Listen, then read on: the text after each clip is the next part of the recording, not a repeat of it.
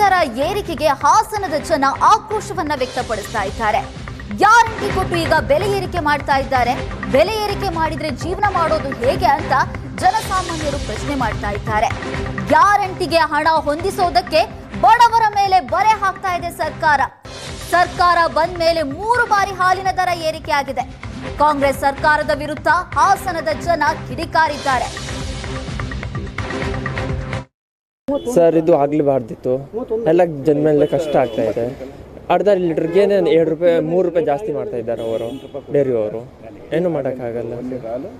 ಇವಾಗ ಪಡಬೇಕು ಕಷ್ಟ. ಇದು ಸಾಮಾನ್ಯ ವರ್ಗದವರಿಗೆ ಆಗೋದೇ ಇಲ್ಲ. ಈ ರೇಟಲ್ಲಿ ತಗೊಳ್ಳೋಕ್ಕೂ ಆಗಲ್ಲ. ಅರ್ಧ ಲೀಟರ್ ತಗೊಳ್ಳೋರು 1/4 ಲೀಟರ್ ತಗೊಂಡು ಜೀವನ ಮಾಡಬೇಕಾಗತ್ತೆ. ಭಾರಿ ಕಷ್ಟ ಆಗುತ್ತೆ. ಇದರಿಂದ ಕಡಿಮೆ ಮಾಡೋದು ಒಳ್ಳೆಯದು. ಮುಂಚೆ 21 ರೂಪಾಯಿ 22 ರೂಪಾಯಿ ಇತ್ತು. ಈ ವರ್ಷದಲ್ಲೇ 3 ಸರಿ ಏರಿಸಿದ್ದಾರೆ. ಅದರಿಂದ ಇದನ್ನ ಖಂಡಿಸ್ತಿದ್ದೀವಿ. ಈಗಾಗಲೇ ಜಾಸ್ತಿ ಆಗಿತ್ತು, ಈಗ ಇನ್ನೂ ಮತ್ತೆ ಜಾಸ್ತಿ ಆಯಿತು ಅಂತಂದರೆ ತುಂಬ ತೊಂದರೆನೇ ಎಲ್ಲರಿಗೂ.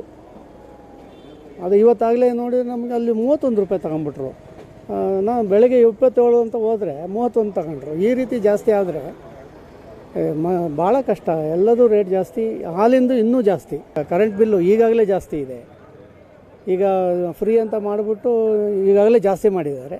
ಈಗೆಲ್ಲರ ಇನ್ನೂ ಜಾಸ್ತಿ ಮಾಡಿದ್ರೆ ಇನ್ನೂ ಕಷ್ಟ ಆಗುತ್ತೆ ಮನುಷ್ಯರಿಗೆ.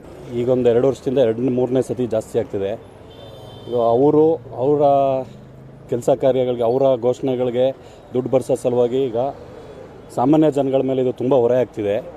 ಹೋಗಲಿ, ಇದ್ರ ದುಡ್ಡನ್ನು ರೈತರಿಗೆ ಕೊಡ್ತೀವಿ ಅಂತಲೂ ಹೇಳ್ತಿಲ್ಲ. ಈಗ ಅದು ಏನು ಉದ್ದೇಶಕ್ಕೆ ಜಾಸ್ತಿ ಮಾಡಿದ್ದಾರೆ ಅನ್ನೋದು ಸರಿಯಾದ ಮಾಹಿತಿ ಇಲ್ಲ. ಹಾಗಾಗಿ ತುಂಬ ತೊಂದರೆ ಆಗ್ತಿದೆ ಸರ್. ಏನು ಹೇಳೋದಕ್ಕಾಗೋದಿಲ್ಲ, ಹೇಳೋ ಪರಿಸ್ಥಿತಿಲಿ ಇಲ್ಲ. ಈಗ ಅವ್ರಿಗೆ ಅಧಿಕಾರ ಕೊಟ್ಬಿಟ್ಟಿದ್ದೀವಿ. ಅವ್ರು ಏನು ಮಾಡಿದ್ರು ನಾವು ಅನುಭವಿಸ್ತಿದ್ದೀವಿ ಅಷ್ಟೇ. ವಿದ್ಯುತ್ ಬಿಲ್ಲು ಜಾಸ್ತಿ ಆಗುತ್ತೆ ಅಂತ ಹೇಳ್ತಿದ್ದಾರೆ ಇವತ್ತಿಂದ. ಅದು ಜಾಸ್ತಿ ಆಗಿದೆ. ಹಾಲಿಂದು ದಿನನಿತ್ಯ ಉಪಯೋಗಿಸ್ತಕ್ಕಂಥ ಪ್ರತಿಯೊಂದು ವಸ್ತುಗಳ ಬೆಲೆಗಳು ಜಾಸ್ತಿ ಆಗಿದೆ. ಹಾಗೆ ತುಂಬ ಹೊರೆ ಆಗ್ತಿದೆ ಸರ್. ಈಗ ಮಿಡ್ಲ್ ಕ್ಲಾಸು ಬಡವ್ರಿಗೆಲ್ಲ ತುಂಬ ತೊಂದರೆ ಆಗ್ತಿದೆ ಸರ್ ಇದರಿಂದ. ಈಗ ಜನಗಳು ಮಾಡಿದ ತಪ್ಪಿಗೆ ಅವ್ರು ಶಿಕ್ಷೆ ಅನುಭವಿಸ್ತಿದ್ದಾರೆ ಸರ್ ಅಷ್ಟೇ.